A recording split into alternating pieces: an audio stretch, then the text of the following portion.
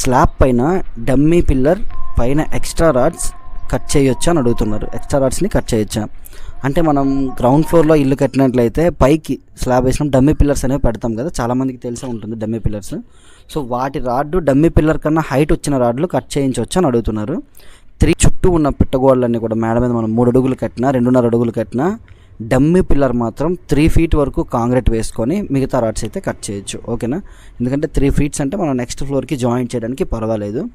అదేవిధంగా గ్రౌండ్ ఫ్లోర్లో ఇల్లు కట్టినట్లయితే, అంటే ఇంకొక ఫ్లోర్ మనం ఎప్పటికైనా ఫ్యూచర్లో కడతాం అనుకునే వాళ్ళైతే మాత్రం తప్పకుండా స్లాబ్ వేస్తున్నప్పుడే పిల్లర్ రాడ్స్ అనేవి చెక్ చేసుకోండి అన్న. నేను ఆల్రెడీ వీడియోస్ రూపంలో చెప్తున్నాను, అయినా సరే ఈ మధ్యకాలంలో నాకు కొన్ని ఫొటోస్ వచ్చాయి ఇన్స్టాగ్రామ్లో, చాలామంది వర్క్ డౌట్స్ గురించి పెడతారు కదా, అట్లా ప్రతి ఒక్కరు కూడా అడుగున్నర రాడ్లు మాత్రమే ఉంటున్నాయన్న.